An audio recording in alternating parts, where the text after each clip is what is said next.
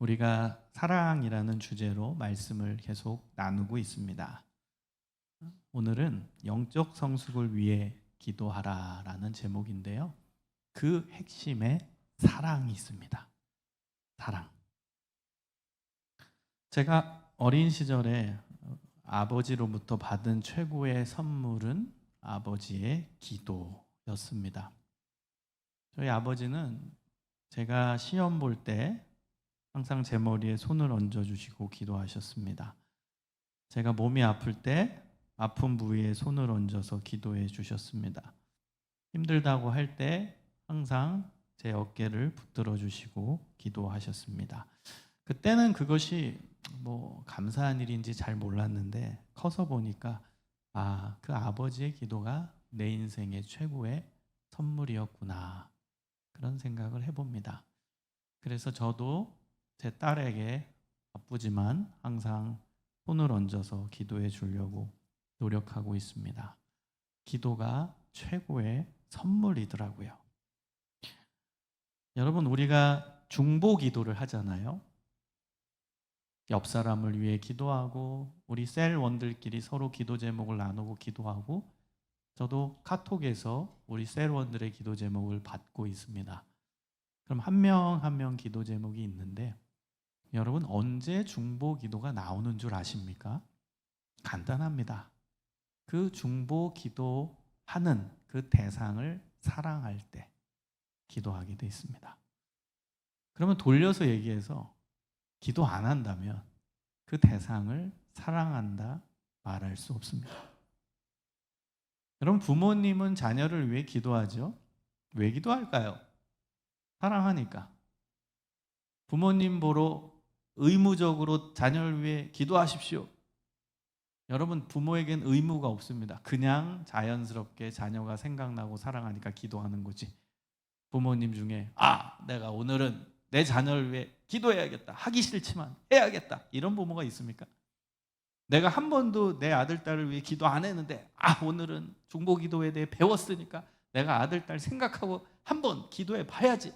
아이고, 왜 이렇게 기도가 지겹냐, 왜 이렇게 기도해도 시간이 안 가냐, 우리 아들, 딸을 위해 기도하는 시간은 왜 이렇게 시간이 안 가냐, 이런 부모가 있겠습니까? 여러분, 정말 사랑한다면 기도가 자연스럽게 나옵니다. 저는 청소년 사역을 오래 했습니다. 그래서 현역에서 한 교회에서 청소년 사역을 했을 때 제일 기억에 남는 장면들이 바로 수능 기도회입니다. 수능 기도회. 우리 교회도 하죠. 그때 어머니들, 아버지들 오셔서 기도하는 그 순수한 열정, 지고지순한 그 열정과 사랑, 감동이에요. 제 뇌리에 박혀 있습니다. 그 장면. 뜨겁게 울면서 기도하는 어머니들의 모습, 아버지들의 모습, 자녀를 생각하면서 수능 첫 시간부터 끝나는 그 시간까지 한 자리에서도 벗어나지 않고 계속 기도하는 그 부모님의 사랑의 기도. 그걸 의무적으로 하는 부모가 있겠습니까? 없죠. 그거를 그냥 하라고 해도 못할 거예요. 그 수능 시험 얼마나 깁니까? 그 시간 동안 아침부터 끝까지 미동도 않고 그 자리에 식사도 안 하세요. 밥맛 없다고 계속 기도하는 그 부모님의 모습, 그걸 저는 수능 기도에 인도하면서 많이 봤습니다. 여러분, 그 부모님의 사랑, 그 부모님의 사랑의 표현이 기도가 아니겠습니까? 자녀가 잘 되라고, 자녀가 수능 잘 볼 수 있도록, 자녀의 미래를 위해 그렇게 뜨겁게 기도하는 거 아니겠습니까? 왜요? 사랑하니까. 여러분, 중보기도 하고 싶으세요? 그럼 중보기도하는 대상을 사랑하십시오. 그래야 기도가 나옵니다. 국가를 위해 기도를 안 하시는 분, 우리나라를 위한 사랑이 적거나 별로 없는 거예요. 진짜 나라를 사랑하면 기도하게 돼 있어요. 우리 서서문 교회를 위해 기도 안 하시는 분은요, 교회에 대한 사랑이 없거나 적거나 하는 거예요. 진짜 사랑하면요, 그냥 강요하지 않아도, 기도해라고 명령하지 않아도 기도하게 되어 있어요. 그래서 사랑의 최고의 선물이 기도인 것입니다. 여러분은 요즘에 어떤 대상을 위해 기도합니까? 그럼 그 대상을 분명히 사랑하고 있는 겁니다. 의무적으로 하는 기도 말고요. 진짜 내가 생각나서 기도하고 있다면 그 대상을 여러분은 사랑하고 있는 겁니다. 사랑의 구체적인 표현이 기도이고 사랑의 최고의 선물이 기도인 것입니다. 여러분, 오늘 본문이 담긴 빌립보서는 사도 바울이 자신이 목회했던 빌립보 교회 교인들에게 편지를 쓴 것입니다. 알려진 바에 의하면 빌립보서는 사도 바울이 로마가 만든 옥에 갇혀 있을 때 썼던 옥중서신입니다. 여러분, 옥에서 편지를 썼어요. 감옥에서. 지금과 같이 인권이 있었던 교도소가 아니라 언제 죽을지 몰라는 지옥과 같은 고통이 있는 곳, 그곳이 바로 로마가 만든 감옥입니다. 그곳에서 편지를 썼어요. 여러분 같으면 어떤 편지를 쓸 것 같아요? 나 괴로워 죽겠다. 나 힘들다. 나를 위해 기도해줘라. 나 좀 빨리 풀려날 수 있도록 눈물로 기도해라. 이런 얘기를 하지 않았겠어요? 그런데 바울은 그런 내용이 이 빌립보서에서 하나도 쓰지 않아요. 그런 내용이 하나도 안 나와요. 오히려 나는 기쁘다. 나는 기쁘다. 나는 괜찮다. 나를 위해서 걱정하지 말아라. 그런 내용이 빌립보서에 담겨져 있습니다. 그리고 빌립보서 1장 3절에서 5절을 보면 이렇게까지 말합니다. 내가 너희를 생각할 때마다 나의 하나님께 감사하며 간구할 때마다 너희 무리를 위하여 기쁨으로 항상 간구하면 너희가 첫날부터 이제까지 복음을 위한 일에 참여하고 있기 때문이라. 여러분, 기쁘대요. 그래서 빌립보서의 별명이 기쁨의 서신이에요. 감옥에서 제일 많이 얘기한 게 기쁨이라는 사실입니다. 근데 왜 기쁘냐면 빌립보 성도들이 복음을 위한 일에 참여하고 있기 때문이다. 복음을 위해 살고 있기 때문이다. 복음 전파하는 사명을 감당하고 있기 때문이다. 그래서 나는 그거 하나만으로 감옥에 있지만 기쁘다. 너희들 참 잘하고 있다. 빌립보 성도들아, 너희들 너무 잘하고 있어서 내가 기쁘다. 감옥에서 기쁨을 이야기하고 빌립보 성도들을 위로하고 있습니다. 여러분, 이게 어떻게 가능하겠어요? 그곳에서 본인이 위로를 받아야 되는데 바울은 자신을 걱정하는 빌립보 성도들을 위로하면서 나는 기쁘다. 너희들이 잘하고 있는 소식을 들어서 나는 기쁘다. 그렇게 이야기하고 있다라는 겁니다. 인간적으로 생각해 봅시다. 얼마나 빌립보 교인들을 생각하고 있는 리더의 모습입니까? 자신을 위해 너무 걱정하니까 걱정할 거 하지 마. 뭐 걱정할 게 뭐가 있어? 난 기쁜데. 나는 너희들 잘하는 거 보고 기쁜데? 왜 나를 위해 걱정하냐? 나 걱정하지 마. 나는 괜찮아. 나는 아무렇지도 않아. 나는 이 감옥에서도 기뻐. 그렇게 얘기하게 하는 거예요. 빌립보 성도들을 너무나 생각을 하는 바울의 모습이 드러나지 않습니까? 너무나 생각하는. 여러분, 우리 부모님들도 그러잖아요. 몸이 아파도 아픈 척 안 하고 자녀한테 괜찮아. 엄마 괜찮아. 아픈데. 아빠 괜찮아. 여러분, 이게 얼마나 자녀들을 생각하는 부모의 모습입니까? 마찬가지인 거예요. 빌립보 성도들이 이 바울에 대해서 너무 걱정할까 봐 바울이 나 괜찮아. 야, 너네들 잘하고 있는 소식 내가 듣고 있는데 뭘 그렇게 걱정하니? 나는 이 감옥에서 하나도 안 힘들어. 나는 기뻐. 그렇게 빌립보 성도들을 위로하는 겁니다. 얼마나 빌립보 교인들을 사랑하는 바울의 모습이 여러분 드러나지 않습니까? 그리고 8절에는 이런 고백까지 합니다. 내가 예수 그리스도의 심장으로 너희 무리를 얼마나 사모하는지 하나님이 내 증인이시니라. 예수 그리스도의 심장으로 너희 빌립보 교인들을 얼마나 사모하는지. 여러분, 사모가 뭐예요? 얼마나 사랑하는지예요. 사랑하고 존경하는지 하나님이 내 증인이시다. 여러분, 사모는 사랑, 그 다음 존경, 이 요소들이 다 들어간 단어입니다. 사랑하고 존경하고 사모한다. 그리고 내가 너희들을 얼마나 사랑하는지, 얼마나 사모하는지 하나님이 내 증인이시다. 예수님의 심장으로 사랑한다. 와, 기가 막힌 표현이죠. 빌립보 교인들을 뜨겁게 사랑하는 바울의 모습을 볼 수 있습니다. 그리고 바울은 그 뜨겁게 사랑하는 빌립보 성도들을 위해서 큰 선물을 줍니다. 그 선물이 바로 기도였습니다. 바울은 빌립보 교인들에게 이 편지를 쓰면서 기도를 합니다. 내가 최고의 선물을 줄게. 너희들을 사랑하는 나. 예수 그리스도의 심장으로 내가 너희들을 정말 사랑하는데 그 사랑하는 당신들을 위해서 내가 최고의 선물을 줄게. 그 선물이 바로 기도야. 그 기도의 내용이 9절부터 11절에 나와 있습니다. 내가 기도하노라 너희 사랑을 지식과 모든 총명으로 점점 더 풍성하게 하사 너희로 지극히 선한 것을 분별하며 또 진실하여 허물 없이 그리스도의 날까지 이르고 예수 그리스도로 말미암아 의의 열매가 가득하여 하나님의 영광과 찬송이 되기를 원하노라. 여러분, 가장 사랑하는 빌립보 교인들을 위해 바울이 했던 기도의 내용입니다. 여러분, 어떤 것을 바울은 기도했는지, 어떤 내용으로 기도했는지 우리는 살펴봐야 돼요. 가장 사랑하는 대상에게 했던 기도의 내용입니다. 이 내용을 우리가 본받아서 우리도 우리의 삶 속에서 우리의 중보기도 가운데 적용해 봐야 한다는 것입니다. 그게 사랑을 표현하는 최고의 방법이기 때문입니다. 사랑의 최고의 선물이기 때문입니다. 여러분, 처음으로 했던 기도의 내용입니다. 너희 사랑을 지식과 총명으로 더욱 풍성하게 해달라. 하나님께 기도하는 겁니다. 사랑. 여러분, 사랑이 있죠? 이 전제는 뭐예요? 사랑이 넘치게 해달라는 겁니다. 사랑. 너희 안에 사랑이 넘치게 해달라. 우리 사랑은 배웠잖아요. 아가페라고. 하나님이 인간을 사랑한 그 사랑. 그 사랑이 이 안에, 빌립보 성도들 안에 풍성하게 해달라는 거예요. 하나님의 사랑이 풍성하게. 성도들을 서로 사랑하는 그 사랑이 풍성하게. 그 사랑은 아가페라고 했잖아요. 무조건적인 사랑, 조건 없는 사랑, 하나님이 인간을 사랑한 사랑. 그 사랑을 인간들끼리, 교인들끼리 서로 나눠야 한다고. 그 사랑입니다. 하나님의 사랑, 아가페 사랑. 근데요, 그 사랑이 완전해지려면요, 지식과 총명이 함께 해야 돼요. 지식과 총명. 여러분, 총명은 이제 인사이트예요. 통찰, 분별. 여러분, 진짜 사랑은 분별이 있어야 돼요. 진짜 사랑은 지식이 있어야 돼요. 여러분, 우리가 그냥 사랑을 감정으로만 생각하면 안 되잖아요. 사랑은 감정. 왜? 감정은 식으니까.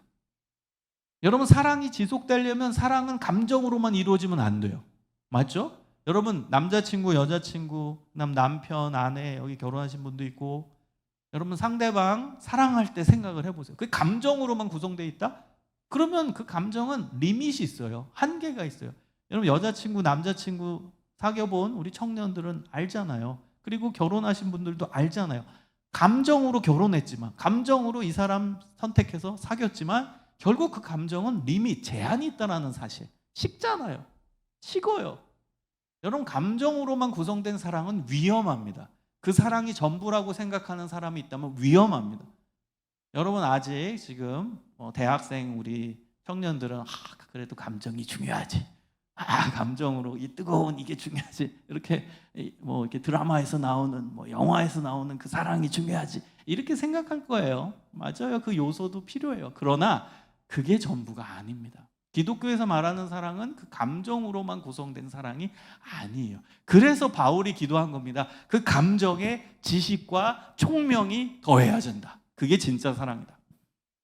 여러분, 한 사람을 사랑한다 했을 때는 그 사람을 알아야 되죠. 그렇죠? 알지 못하고 사랑한다? 그거는 그게 진짜 사랑이라고 말할 수 있을까요?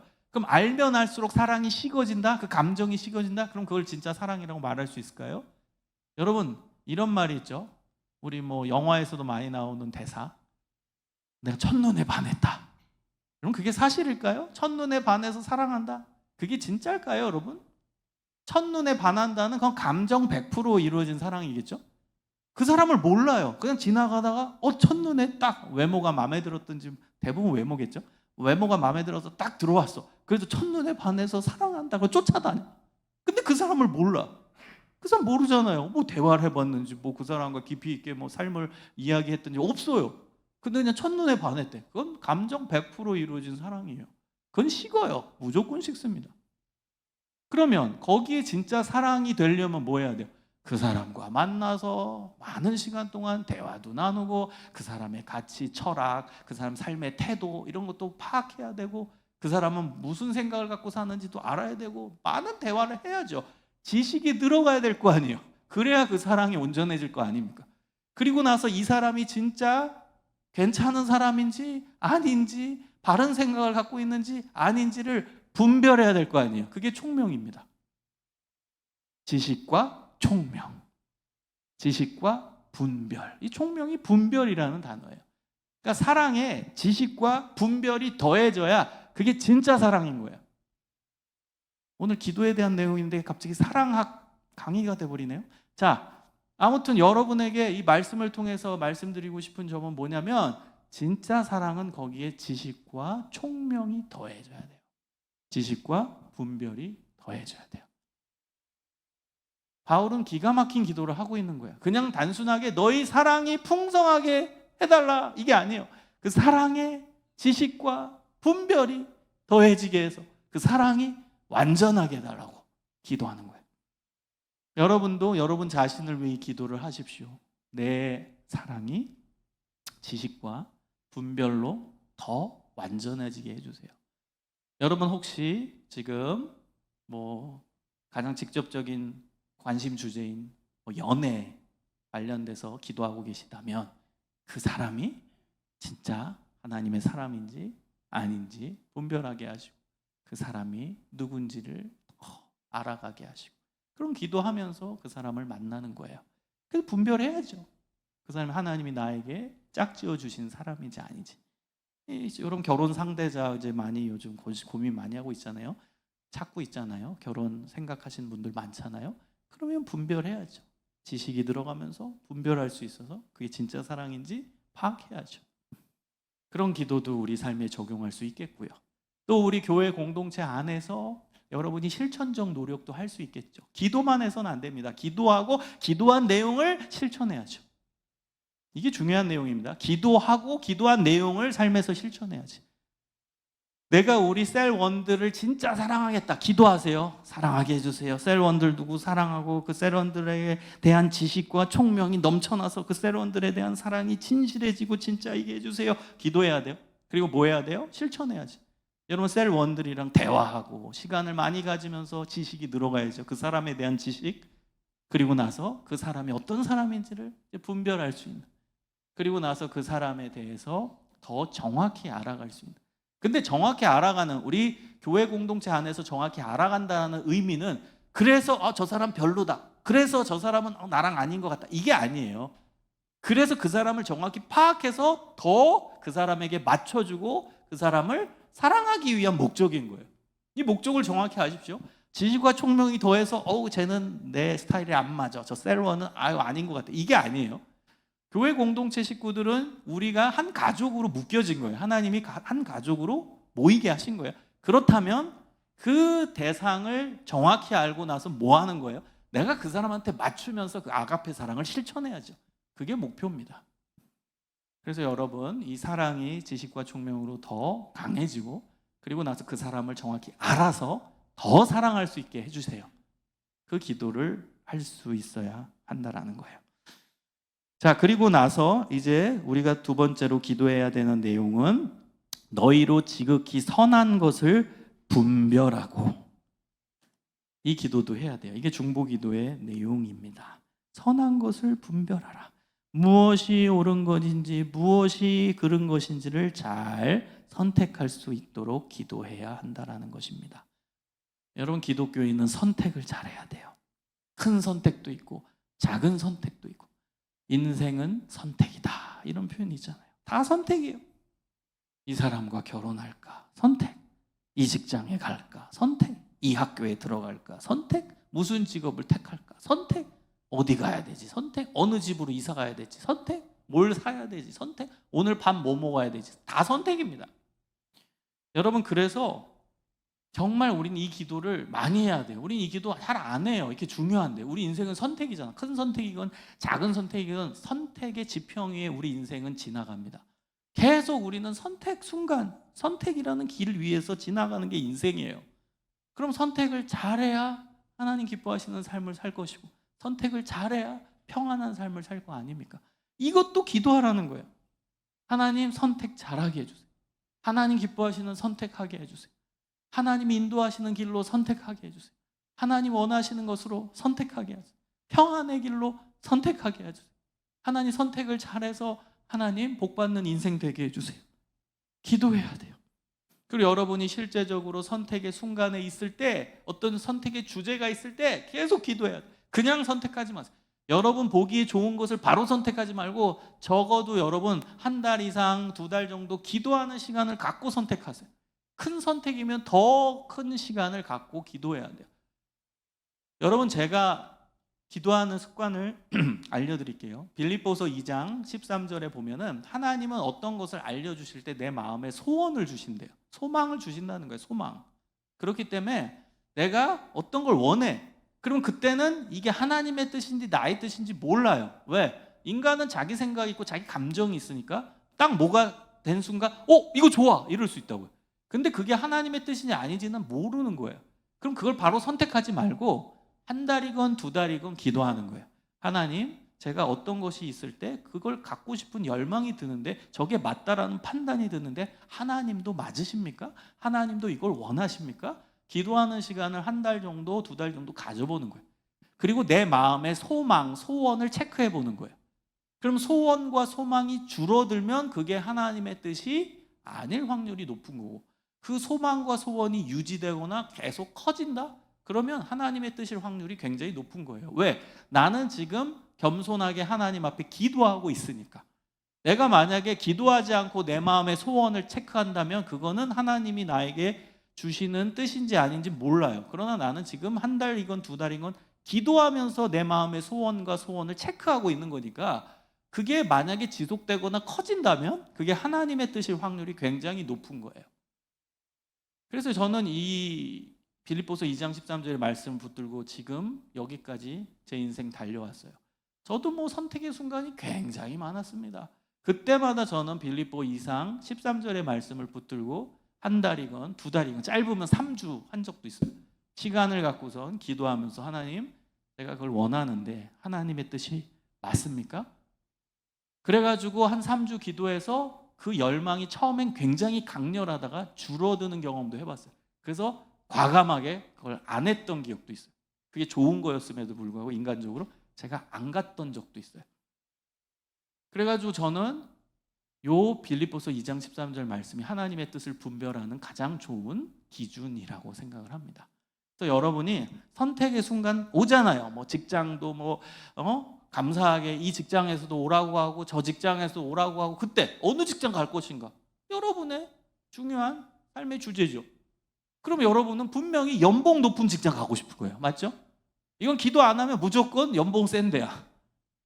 무조건일 거예요. 무조건. 이거 고민도 안 하겠지. A라는 직장에서 얼마 주고 B라는 직장에서 얼마 주는데 딱 처음에 가고 싶은 거는 무조건 연봉 센 데겠죠. 근데 여러분 바로 오케이 하지 말고 그 다음 한 달이건 거기 회사에서 시간을 많이 안 준다면 2주만 시간 달라고 기도하십시오. 하나님, 제가 B라는 직장을 가고 싶어요. 하나님도 같은 생각이십니까?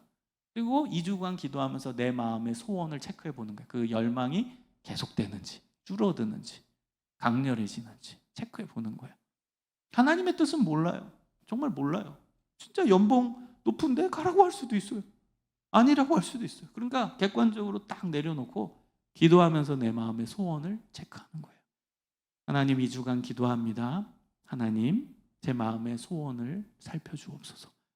하나님의 뜻이거든 제가 지금 갖고 있는 열망이 지속되거나 계속되게 하시고, 하나님의 뜻이 아니거든 내 마음의 소원과 열망이 줄어들게 하여 주옵소서.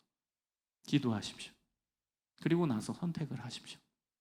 하나님이 기뻐하시는 선택을 여러분 잘 할 수 있어야 돼요. 그 사람이 지혜로운 사람이고 하나님과 동행하는 사람입니다. 자, 두 번째 기도는 그러니까 세 번째 기도죠. 여기가 두 번째 기도고, 세 번째 기도는 거짓이 없는 삶이 되기를 기도하는 것입니다. 거짓이 없는 삶. 10절 뒷부분을 보면 진실하여 허물 없이 그리스도의 날까지 이르고, 그리스도의 날. 그리스도의 날은 예수님의 재림의 날인데 예수님을 만나는 날이죠. 우리의 개념으로 봤을 땐 우리는 언젠가 예수님 앞에 서게 됩니다. 그게 그리스도의 날이에요. 예수님을 대면할 때가 올 겁니다. 예수님의 심판대 앞에 설 때가 올 겁니다. 그때까지 평생, 죽을 때까지죠. 평생 거짓이 없는 삶을 살게 하여 주옵소서. 거짓이 없는, 진실하여 허물 없이 살아가게 하여 주시옵소서. 이건 거짓이 없는 삶을 위해 기도하는 거예요. 여러분, 하나님이 제일 싫어하는 죄가 뭔지 아십니까? 뭐 다 싫어하시겠지만 그 중에 가장 대표적으로 하나님이 제일 싫어하는 죄는 거짓입니다. 거짓. 요한복음 8장 44절에 의하면 마귀는 거짓의 아비라고 나옵니다. 마귀 자체가 거짓이라는 거예요. 여러분, 우리가 뭐 음악의 아버지, 뭐 미술의 아버지 쓰잖아요. 대표라는 거잖아요. 근데 마귀는 거짓의 아버지래. 거짓의 아비래. 그러니까 마귀 자체가 거짓이에요. 그러니까 하나님이 제일 싫어하는 죄가 거짓입니다. 여러분, 거짓을 우습게 보면 안 돼요. 거짓말하는 거, 거짓 생각하는 거, 거짓 행동하는 거 우습게 보면 안 됩니다. 거짓 자체가 마귀입니다. 마귀의 영역에 들어가 있는 게 거짓이에요. 그래서 하나님이 제일 싫어하시는 건 거짓입니다. 그래서 우리도 기도해야 돼요. 하나님이 제일 싫어하는 거짓된 말, 거짓된 생각, 거짓된 행동을 하지 않도록 허물 없이 예수님 만날 날까지 진실하게 살아가게 하여 주옵소서. 정직하게 살게 하여 주옵소서. 진실의 삶으로 나아갈 수 있도록 인도하여 주옵소서. 그 기도를 해야 된다는 거예요. 그리고 중보 기도할 때도 어떤 사람이 우리 셀원 누구가 진실되게 살아가게 해 주옵소서. 거짓이 없이 살아가게 하여 주옵소서. 허물 없이 그리스도의 날까지 이르는 예수 그리스도의 제자가 되게 해 주옵소서. 상대방을 위해서도 기도해야 한다는 것입니다. 자, 다음 우리가 기도해야 되는 내용은 네 번째로 예수 그리스도로 말미암아 의의 열매가 가득하게 해달라는 기도입니다. 의의 열매가 가득하게 해달라. 여러분, 이 열매라는 단어를 바울은 많이 써요. 이 열매가 뭐냐? 성품이에요. 성품, 성격. 우리의 성격을 위한 기도입니다. 우리의 성품을 위한 기도입니다. 그래서 이 구절이 갈라디아서 5장 22절 23절과 연결됩니다. 성령의 열매는 사랑, 희락, 화평, 오래 참음, 자비, 양선, 충성, 온유, 절제. 이 열매, 이게 성품이에요. 성령의 성품, 하나님의 성품. 이 성품이 우리의 성품이 되게 하여 주옵소서라는 기도입니다. 내 안에 의의 열매가 맺어진다, 가득한다. 그러면 성령의 성품이 내 안에 가득 채워진다라는 뜻입니다. 내 안에 성령의 성품 뭐라고요? 사랑, 희락, 화평, 오래 참음, 자비, 양선, 충성, 온유, 절제. 이 성품이 내 안에 가득 채워질 수 있도록 인도하여 주옵소서. 여러분, 이 기도를 드리는 겁니다. 여러분, 우리가 왜 하나님이 기뻐하시는 성품으로 변화돼야 합니까? 이 11절 뒷부분을 보세요. 가득하여, 그럼 어떻게 되냐? 하나님의 영광과 찬송이 되는 거예요. 여러분, 이제부터 목표를 정확히 가져가십시오. 내가 왜 하나님 기뻐하시는 성품으로 살아가야 돼? 난 불편한데, 나는 원래 성격이 이렇지 않은데 왜 내가 하나님 기뻐하시는 성품으로 변화돼야 돼? 나는 온유도 없는데 왜 온유해야 돼? 나는 왜 절제도 못하는데 왜 절제해야 돼? 그 답은 뭐라고요? 그렇게 되면 여러분이 하나님의 성품으로 세워지면 하나님의 영광과 찬송이 되니까, 하나님의 영광과 찬송이 되니까 여러분 한 명 한 명이 하나님 기뻐하시는 사람으로 변화되면, 하나님이 기뻐하시는 성품으로 채워지면 하나님이 영광 받으시고 하나님의 영광과 찬송이 되는 거예요. 여러분 한 사람 한 사람이 하나님의 영광과 찬송이 되는 거예요. 얼마나 놀라운 일입니까? 그러니까 여러분 이제 의지를 가지십시오. 할 수 있어요.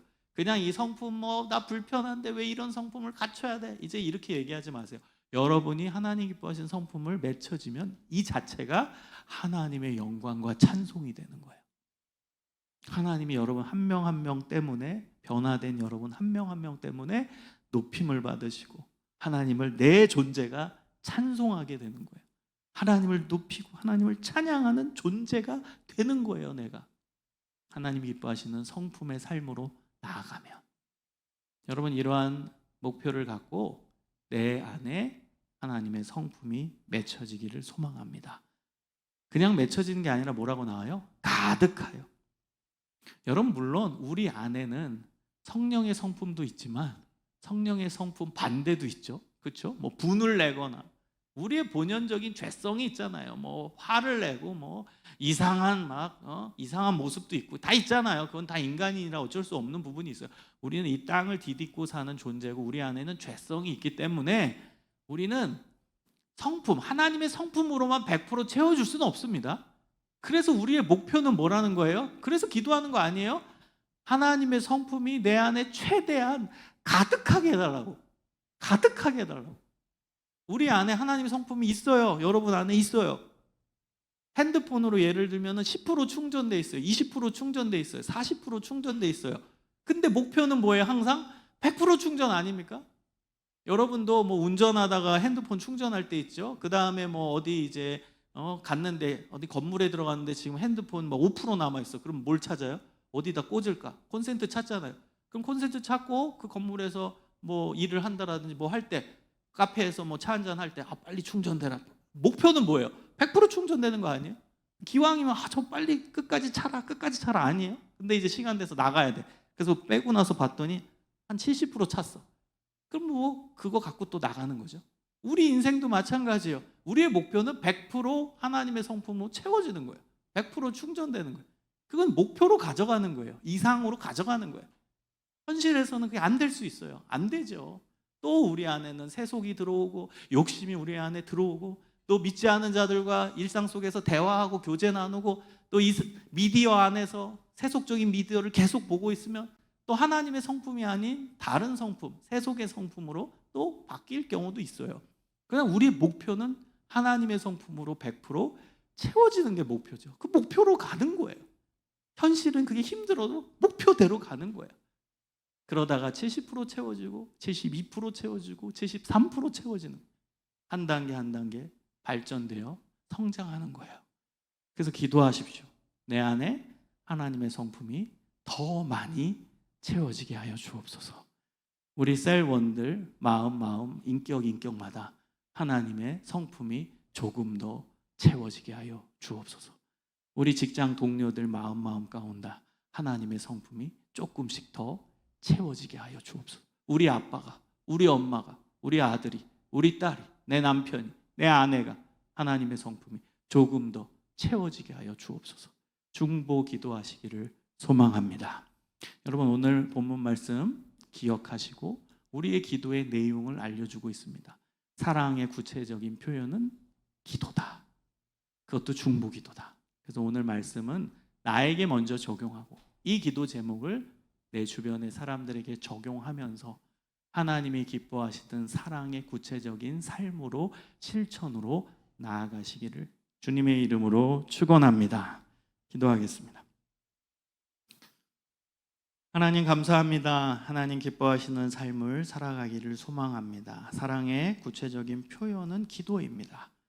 하나님이 기뻐하시는 기도의 내용을 담아서 중보 기도하는 삶이 되게 하시고 기도를 통해서 우리 자신의 삶이 회복되고 우리 주변의 사람들이 하나님 기뻐하시는 사람으로 세워지고 사랑이 넘쳐나는 놀라운 은혜의 역사들이 일어나게 하여 주옵소서. 예수 그리스도의 이름으로 기도합니다. 아멘.